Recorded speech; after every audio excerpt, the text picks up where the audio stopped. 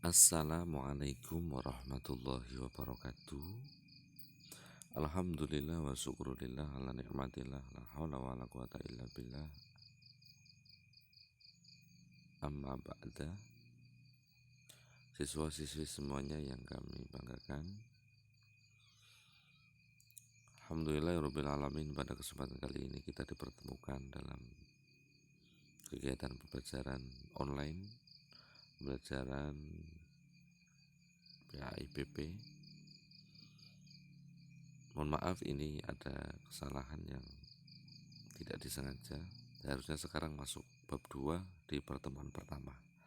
Bab 2 pertemuan pertama yaitu tentang makna taat kepada aturan,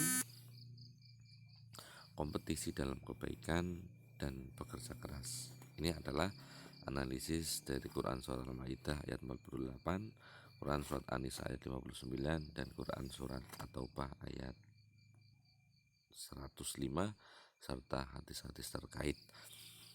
Sebelum kita mempelajari di bab 2 ini, marilah kita awali dengan bacaan surat Al-Fatihah bersama-sama. Kami hantarkan ala hadhiniyah wa ala kulli niyatin sholihah. Al-Fatihah. A'udzu billahi minasyaitonir rajim. Bismillahirrahmanirrahim. Alhamdulillahi rabbil alamin arrahmanir rahim maliki yaumiddin. Iyyaka na'budu wa iyyaka nasta'in. Ihdinas siratal mustaqim. Siratal ladzina an'amta 'alaihim ghairil maghdubi 'alaihim waladdallin.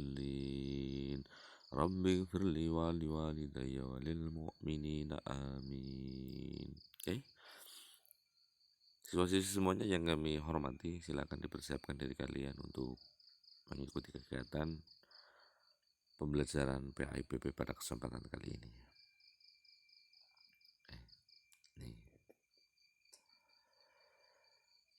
Ini 4 pertanyaan yang disampaikan di awal. Ini sudah pertanyaan yang sudah tidak asing, kaitannya dengan bagaimana kalian mengikuti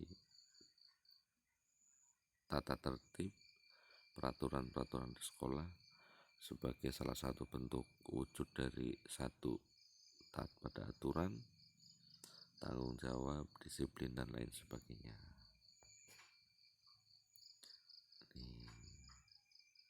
Oke.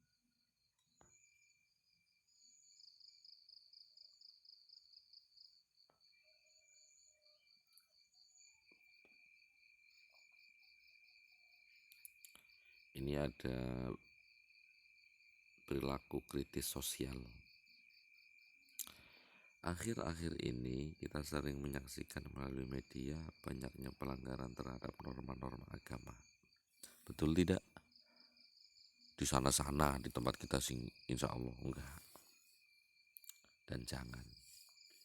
Misalnya terjadi pencurian, penipuan, perampokan, bahkan terjadi pembunuhan.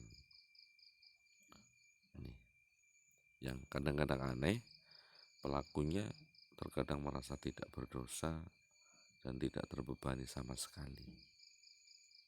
Ada juga berita seorang anak yang membunuh ibu kandungnya sendiri. Hanya apa? Karena persoalan sepele, tidak diberi uang jajan.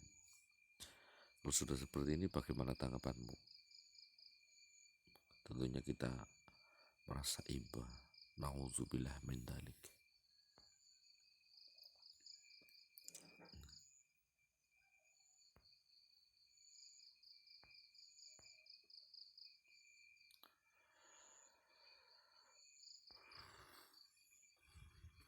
Nah, ini poin pertama yang kita pelajari adalah apa itu taat kepada aturan. Seringkali kita mendengar istilah taat. Taat pada Allah, taat pada orang tua, taat pada guru, taat pada aturan. Apa itu taat? Bukan nama orang, bukan teman kalian ya. Taat itu adalah tunduk, tidak curang. Taat juga diartikan setia. Misal taat kepada Allah Artinya melaksanakan perintah Allah Subhanahu wa taala dan menjauhi apa yang dilarangnya. Ini bisa juga diistilahkan menjalankan perintah Allah dan menjauhi larangan Allah atau takwa. Apa itu aturan? Aturan itu adalah suatu tindakan atau perbuatan yang harus dijalankan. Pada aturan berarti sikap tunduk kepada perbuatan yang telah dibuat baik oleh Allah Subhanahu wa taala, aturan yang dibuat oleh pemimpin atau yang lainnya. Kita semuanya tahu bahwa aturan tertinggi adalah aturan yang dibuat oleh Allah Subhanahu wa taala, yaitu yang ada pada kitab suci kita, kitab suci Al-Qur'an. Kemudian Al-Qur'an dibawa oleh Nabi kita Nabi Muhammad SAW. Kemudian amalan-amalan yang dilakukan oleh Nabi disebut dengan amalan sunnah, diterangkan dalam hadis. Kenapa Islam memerintahkan kita untuk taat kepada pemimpin? Jelas ini. Tentunya bila rakyat mau taat kepada pemimpin, tetapi di sini adalah pemimpin yang tidak bermaksiat, akan menciptakan keamanan dan ketertiban serta kemakmuran. Amin. Kemudian bagaimana kalau ada pemimpin, yaitu orang yang suka bermaksiat? Apakah kita tetap menata? Artinya pada Islam memerintahkan kita untuk taat kepada pemimpin. Jawabannya gimana? Ditolak dengan cara yang baik, tolak dengan cara yang halus. Sebagaimana tadi di awal sudah kami sampaikan bahwa kita akan mempelajari Quran Surat An-Nisa ayat 59 yang berkaitan dengan ketaatan, taat pada aturan Allah, aturan Nabi, aturan pemimpin, atau bisa juga aturan lokal di masyarakat.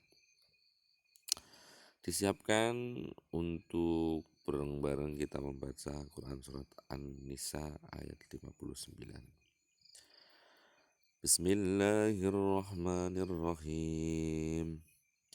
Ya ayyuhalladzina amanu ati'ullaha wa ati'ur rasula wa ulil amri minkum. Fa'in tanaza'tum fi syai'in farudduhu ilallahi wa rasuli in kuntum tu'minuna billahi wal yawmil akhir. Dzalika khairu wa ahsanu ta'wila. Wahai orang-orang beriman, taatilah Allah dan taatilah Rasul dan ulil amri atau pemegang kekuasaan atau pemimpin di antara kamu. Kemudian jika kamu berbeda pendapat tentang sesuatu, maka kembalilah kepada Allah melalui Al-Quran dan Rasul melalui sunnahnya jika kamu beriman kepada Allah dan hari kemudian. Yang demikian itu lebih utama bagimu dan lebih baik akibatnya. Untuk bacaannya kalian bisa semua ya? Jelas bisa dong, insya Allah. Lalu ini bacaan tajwid, hukum bacaan.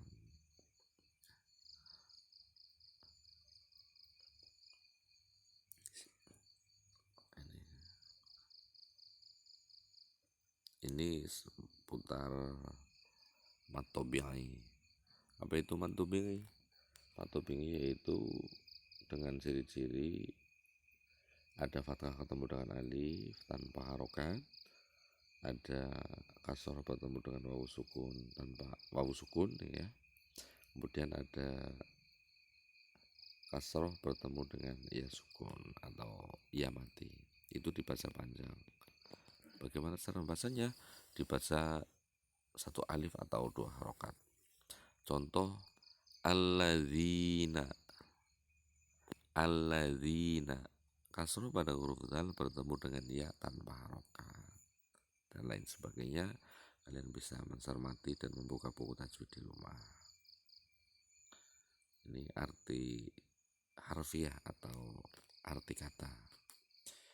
Ya ayyuha hai alladzina amanu, orang-orang yang beriman. Ini lebih mudah kalian untuk memahami dan menghafalkan tentang mufrodat dalam bahasa Arab.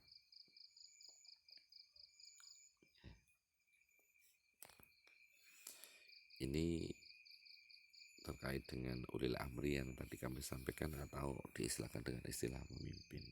Ada di sini yang pertama ada Abu Ja'far Muhammad bin Jarir At-Tabari. Apa itu ulil amri? Yaitu umaro ahlul ilmi wal fikih, yaitu mereka yang memiliki ilmu dan pengetahuan akan fikih. Kemudian menurut Al-Mawardi ada 4 pendapat dalam mengartikan ulil amri, yaitu 1, umaro atau para pemimpin, yang kedua ulama dan fuqaha. Fuqaha itu orang yang ahli fikih. Yang ketiga sahabat-sahabat Rasul, dan yang keempat adalah sahabat saja, yaitu Abu Bakar dan Umar. Yang ketiga ulil amri menurut Ahmad Mustafa Al-Marraqi, bahwa ulil amri adalah umaro, ahli hikmah, ulama, kemudian pemimpin pasukan dan seluruh pemimpin lainnya. Kalau kalian pemimpinnya siapa di rumah? Pemimpin kalian adalah kepala keluarga, yaitu bapakmu. Ini hadis tentang ketaatan. Hadis yang diberikan oleh Imam Muslim. An Abi Abdurrahman an Ali anna Rasulullah sallallahu alaihi wasallam la ta'ah fi maksiatillah innama ta'atu fil ma'ruf. Dari Abi Abdurrahman, dari Ali, sesungguhnya Rasulullah sallallahu alaihi wasallam bersabda, tidak boleh taat terhadap perintah bermaksiat kepada Allah. Sesungguhnya ketaatan itu hanya ada dalam hal yang ma'ruf atau dalam kebaikan. Setelah dari tadi kita membahas taat pada aturan, ada Al-Quran, ada juga hadis. Lalu sebenarnya aturan itu sih untuk apa ya? Nah, aturan dibuat tentunya agar menjadi ketertiban dan ketentraman. Oleh karena itu, wajib hukumnya kita taat pada aturan yang berlaku. Ini contoh aturan tentang rambu-rambu lalu lintas. Ada kesepakatan bahwa kalau warna merah berhenti, kuning jaga-jaga, dan hijau jalan. Ketika aturan dilaksanakan tentunya perjalanan lancar. Namun ketika tidak, sudah tentu bisa terjadi kecelakaan, membahayakan gitu. Termasuk aturan di sekolah, aturan di rumah, agar apa? Agar kehidupan di sekolah, kegiatan belajar mengajar dapat berjalan dengan tertib. Kalau sekarang PJJ di rumah, termasuk di rumah, bagaimana orang tuamu mengajarimu harus A, harus B, harus C, tidak boleh E, tidak boleh F, tidak boleh G. Agar apa? Kehidupan rumah tangga di rumah tentram, damai. Ini contoh gambar anak yang sedang sholat berjamaah. Coba pahami apa yang dapat kamu simpulkan dari gambar ini. Hubungannya apa dengan taat aturan, yaitu antara imam dan makmum? Apa akibatnya kalau makmum kita mengikuti imam? Kemudian juga apa akibatnya kalau imam melakukan kesalahan? Ini biasa jamaah kalian di rumah ya? Iya. Perlu diketahui bahwa sholat dengan berjamaah lebih baik dari sholat sendirian dengan kualitas pahala 1 dibanding 27. Belum lagi langkah kita ketika niat untuk jamaah ke masjid, ke musola, setiap langkah kita berangkat dan pulang dihitung sebagai amal ibadah. Yang kendang omah melaku maring di kamar ya wudu. Oke. Demikian siswa-siswi semuanya pembahasan kita di bab kedua, bab 2 pertemuan pertama, mudah-mudahan bermanfaat. Mohon maaf atas segala kekurangan. Kita akhiri bersama dengan bacaan hamdalah. Alhamdulillahirabbil alamin. Wassalamualaikum warahmatullahi wabarakatuh.